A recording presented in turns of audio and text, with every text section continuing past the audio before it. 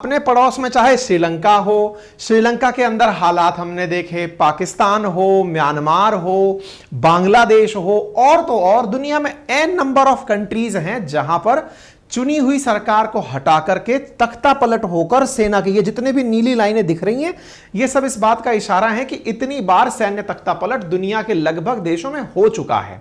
लेकिन बड़ा ही इंटरेस्टिंग है कि भारत के पड़ोस में पाकिस्तान, बांग्लादेश, म्यांमार और श्रीलंका में भी तख्ता पलट नहीं तो जनता ने विद्रोह तो कर ही दिया है। नेपाल के अंदर संघर्ष की गाथा सुनते रहते हैं। इतनी स्थितियों के बावजूद हम कैसे बचे हुए हैं, बड़ा सवाल है। और तो और भारत और पाकिस्तान एक ही दिन बने थे। हालांकि हमारा बच्चा हमसे पहले पैदा होने के लिए 14 अगस्त को ही बना लेता है, लेकिन बड़ा सवाल यह है कि जब एक साथ देश बने थे, आज पाकिस्तान के हालात यह हैं कि आज तक इन्होंने 5 साल का कोई भी प्रधानमंत्री नहीं देखा। वहीं दूसरी ओर भारत ने आज तक कभी सैन्य शासन नहीं देखा। इनके 5 साल कोई भी प्रधानमंत्री कंप्लीट नहीं कर पाया, क्योंकि लगातार यहां पर सेना का ही शासन चलता रहा। पूरी लंबी लिस्ट है, कोई भी प्रधानमंत्री 5 साल पूरे नहीं कर पाया। सेना अपना शासन कर लेती है, थोड़े दिन चलते हैं, फिर फटाक से उठा के फेंक देते हैं, किसी दूसरे को ले आते हैं या सेना शासन में आ जाती है। और वहीं हम लोग बखूबी बहुत अच्छे से अपने देश को चला रहे हैं। इसलिए दिमाग में आपको एक सवाल उठता होगा, और वो ये सवाल होगा कि हम लोगों ने ऐसा क्या सिस्टम बना लिया जो पाकिस्तान वाले नहीं बना पाए, या बांग्लादेश में हुआ क्या है। चाहे मोहम्मद यूनुस बैठे हों, लेकिन सेना ने इंटरफेयर किया ना। कहने का कुल मिलाकर मतलब यह है कि हम लोगों ने अपना ऐसा कौन सा सिस्टम तैयार कर लिया जिसके चलते भारत एक अभेद किले की तरह हो गया है। भारत के पास अपने आसपास के देशों की तुलना में सबसे बड़ी सेना है, उसके बावजूद आज तक हमारी सेना ने यह विचार नहीं किया कि इन सरकारों को हटाओ और अपना शासन ले लो। भले ही भारत में राजनीतिक अस्थिरता का भी लंबा दौर रहा हो, गठबंधन की सरकारें लंबे समय से चलती रही हैं, इवन इमरजेंसी का काल भी रहा है, लेकिन उसके बावजूद भी कभी सेना ने इंटरफेरेंस नहीं किया। इसका मतलब तो यह हुआ कि हमारे पास कुछ ऐसा तो है जो औरों के पास नहीं है। अब आपके दिमाग में प्रश्न बनने लगेगा, साहब हमारे पास ऐसा क्या है? तो भाई साहब, हमारे पास है डेमोक्रेसी। अब आप कहेंगे, अरे सर हमारे पास डेमोक्रेसी नहीं, तानाशाही है। हमने कहा देखिए, उस बात को कभी और लड़ लीजिएगा, लेकिन भारत की डेमोक्रेसी की जड़ें कितनी मजबूत हैं कि दुनिया अब इस बात को मान चुकी है कि भारत में कभी सैन्य शासन आ ही नहीं सकता। कैसे नहीं आ सकता, आज का विषय वस्तु इसी बात पर है। हम यह समझेंगे कि लोकतांत्रिक देशों की सेनाएं कैसे चलती हैं। आप पूछेंगे, सर आप गजब बात करते हैं, बांग्लादेश में भी तो सर चुनाव जीत करके ही सरकार बनती है, पाकिस्तान में भी तो ऐसा ही होता है, श्रीलंका में भी तो ऐसा ही होता है। सबका विश्लेषण आज के सेशन में मिलेगा। प्रयास करेंगे कि आपको इस जगह आपके आंसर मिल जाएं। सेशन को कहानी के तरह से सुनते चलिएगा, शुरुआत से शुरू करते हुए चलेंगे। हमारी इस डेमोक्रेसी का क्या मीनिंग है इसको समझेंगे। आज तक डेमोक्रेसी केवल एक वर्ड रही है। आप लोग ज्यादा से ज्यादा जनता का, जनता का, जनता का, जनता के लिए, जनता के द्वारा टाइप से पढ़ते आए हैं। आज इसका रियल सेंस समझेंगे कि राजनीति का भारत में किस तरह से लोकतांत्रिकरण हुआ और उसकी वजह से सेना लोकतांत्रिक तरीके से चल रही है। ठीक है, आइए विस्तार से बातों को समझने की शुरुआत करते हैं। बात हो भारत के उपनिवेश बनने की, तो भारत उपनिवेश बना आजादी के भी 200 साल पहले, जब अंग्रेज और उनके साथ साथ बहुत सारे यूरोपियंस कच्चे माल की तलाश में व्यापारिक उपनिवेश बनाने के लिए भारत के अंदर एंट्री किए थे। ब्रिटिशर्स ने यहां पर अपने व्यापारिक केंद्र बनाते हुए एक ब्रिटिश ईस्ट इंडिया नामक कंपनी के माध्यम से एंट्री किए। लेकिन जब हमारे देश में इतनी डाइवर्सिटी देखी कि इन्हें तो आपस में लड़ाने के लिए बहुत सारे कारण हैं। राजाओं को राजाओं से लड़ा सकते हो, जनता को धर्म के आधार पर लड़ा सकते हो, जाति के आधार पर लड़ा सकते हो, तो बोले यहां शासन करना मुश्किल नहीं है। मुश्किल शासन करना वहां होता है जब किसी देश में नेशनल प्राइड जैसी चीज होती हो।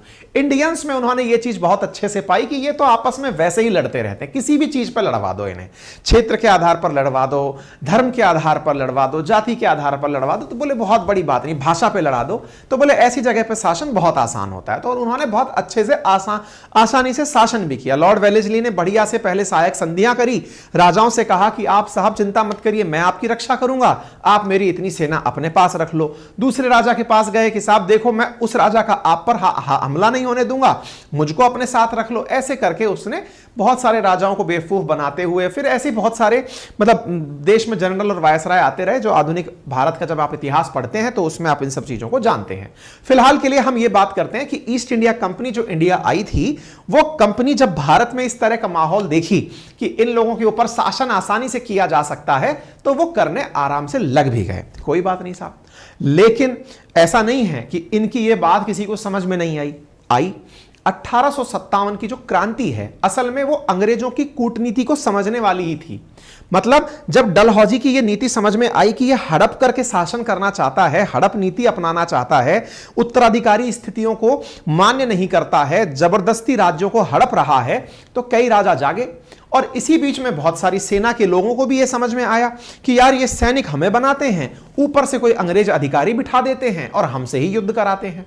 कुल मिलाकर 1857 में अंग्रेजों की कूटनीति हमें समझ में आ गई और उस आधार पर देश में पहला स्वतंत्रता संग्राम हुआ। लेकिन अंग्रेजों ने उस मैसेज को बहुत अच्छे से लिया। उन्होंने कहा कि 1857 में जो first war of independence Indians बोलते हैं, हमारे लिए यह स्वतंत्रता जैसा आंदोलन नहीं है। अंग्रेजों ने कहा कि यह तो केवल एक सैन्य विद्रोह है। अगर हम इसे सेना का विद्रोह मान लें तो हमें समझ में आ जाएगा कि इंडिया पर शासन जिंदगी भर हम कर सकते हैं। अर्थात अंग्रेजों ने वही चीज काम की यहां से ली जो उन्हें भारत पर आगे आने वाले 100 सालों तक शासन में काम आने वाली थी। अब आपके दिमाग में प्रश्न बनेगा, ऐसा भी क्या था 1857 में? देखो, 1857 से पहले British east India company Britain की महारानी के एक आदेश पत्र के माध्यम से, चार्टर के माध्यम से हम पर शासन कर रही थी।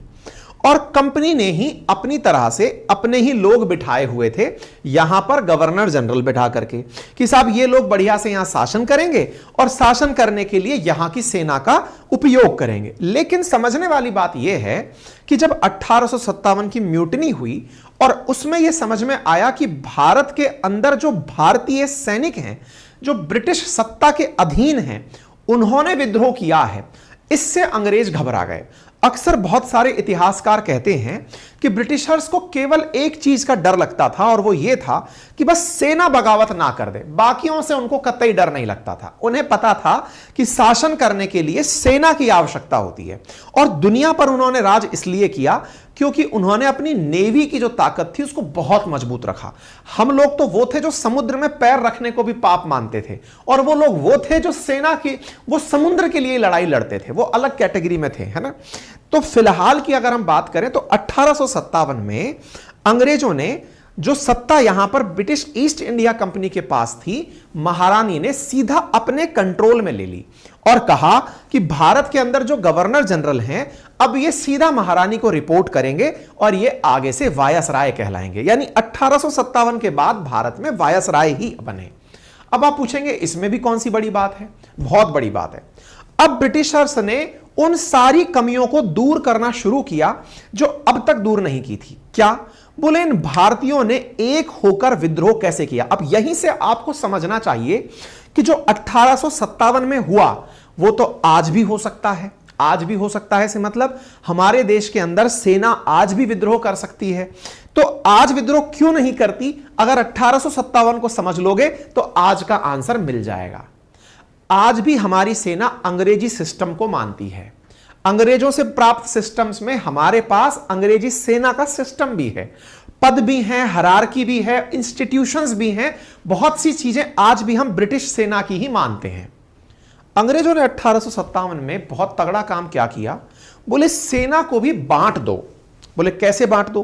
बोले 1857 के विद्रोह में जो हमारे साथ थे, यानी अंग्रेजों के जो साथ थे, उन्हें समाज में इज्जतदार बताओ, और जो हमारे खिलाफ थे उन्हें नॉन मार्शल कह दो।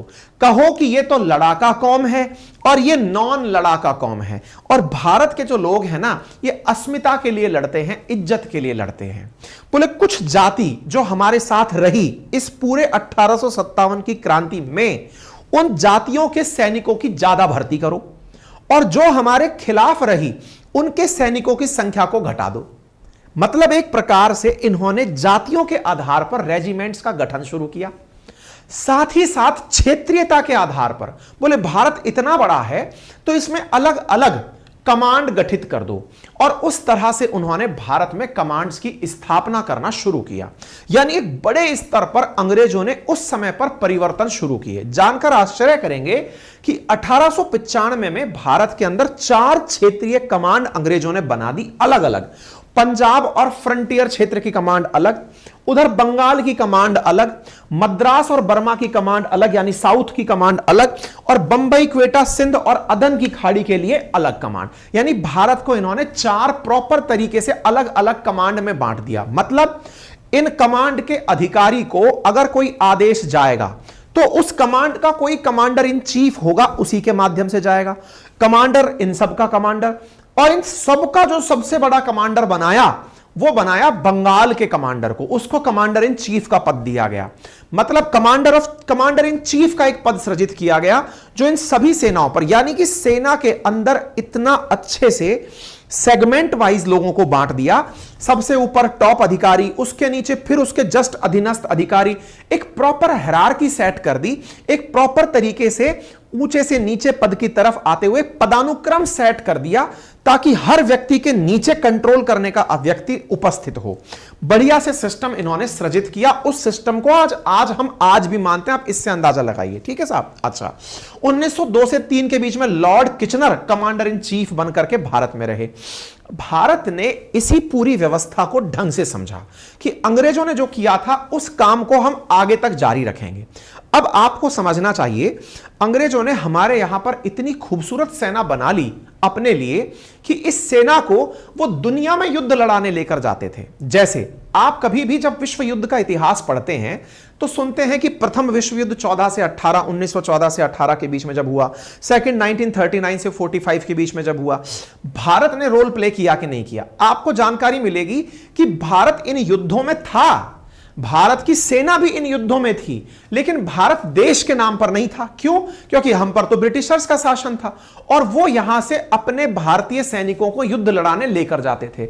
मतलब भारत की सेना ब्रिटिशर्स की तरफ से युद्ध लड़ी है। आपके दिमाग में एक बड़ा इंटरेस्टिंग प्रश्न बनना चाहिए, और वो प्रश्न ये होना चाहिए कि भारत जब विश्व युद्ध में गया, 1914 से 18 के बीच भी गया, तो उस दौरान भारत की सेना को क्या यह पता नहीं था क्या? आप सोचो, मतलब ये कितनी इंटरेस्टिंग बात है कि हम लोग अपने सैनिक बनकर के अपने सैनिकों को ब्रिटेन की हिफाजत करने के लिए भेज रहे हैं। आप सोचिए, जर्मनी से युद्ध हो रहा है, अगर दिमाग हमारे लोग उस समय भी लगाते तो क्या वो ये दिमाग नहीं लगा लेते कि ब्रिटिशर्स के खिलाफ बढ़िया मौका है, चलो जर्मनी से मिल जाते हैं और मिलकर के ब्रिटिशर्स को भगा देते हैं।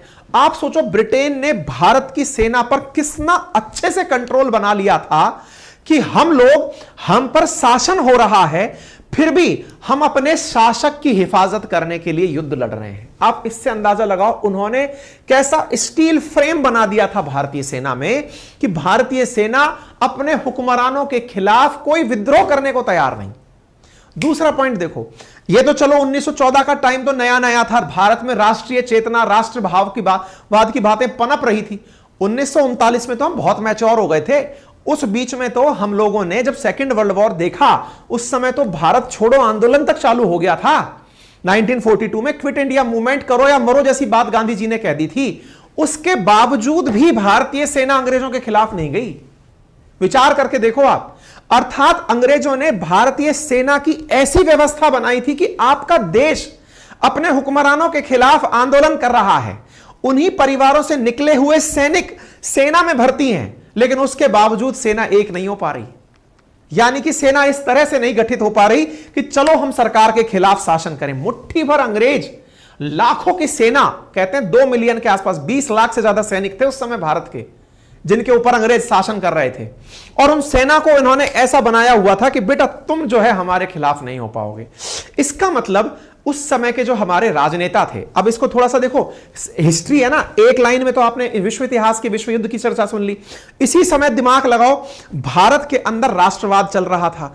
भारत का जो आधुनिक राष्ट्रवाद है, कांग्रेस की अध्यक्षता में 1885 में बनी कांग्रेस, धीरे धीरे कांग्रेस का आंदोलन चल रहा है, कांग्रेस के आंदोलन को लीड किया जा रहा है। भारत में बड़े स्वतंत्रता संग्राम चल रहे हैं और उन्हीं स्वतंत्रता संग्राम के दौरान विश्व युद्ध भी चल रहा है। मतलब हमारे राजनेता में जो राजनीति में जो राजनेता सक्रिय थे, गांधी जी हो, नेहरू जी हो, पटेल साहब हो, जितने भी बड़े लोग उस समय थे, वो इस बात को समझ रहे थे कि यार तुम लोगों ने सेना के ऊपर तगड़ा कंट्रोल बनाया हुआ है। मतलब सोचो कि हम लोग खुद तुम्हारे खिलाफ खड़े हैं, सेना खिलाफ खड़े नहीं हो पाई। आप में से कुछ लोग यहां पर एक पॉइंट जरूर बोल सकते हैं, और वो क्या है? वो ये पॉइंट बोल सकते हैं, सर हमने अपनी आजाद हिंद फौज बनाई तो थी। भाई मुट्ठी भर सैनिक थे हमारी आजाद हिंद फौज में, उस सेना के मुकाबले। कौन सी सेना के मुकाबले? जो ब्रिटिशर्स के साथ थी। आप में से कुछ लोग एक लाइन और बोल सकते हैं, सर हमारे देश में रिन म्यूटिनी हुई तो थी, रॉयल इंडियन नेवी की म्यूटिनी। आपको जानकर आश्चर्य होगा कि भारत में जब अंग्रेजों ने नेवी में, मतलब ये एक ऐसी चीज है जिसे आपको इसलिए समझना चाहिए, मतलब मैं इस बारे में कई बार बच्चों को एक लाइन बोलता हूं कि भारत के जो राष्ट्रीय आंदोलन हुए थे ना, हमारे राजनेता इतने परिपक्व दिमाग के थे कि उनकी राजनीतिक सूझबूझ को देखकर ही आपको यह समझ में आएगा कि आज हम इतने सुरक्षित क्यों हैं।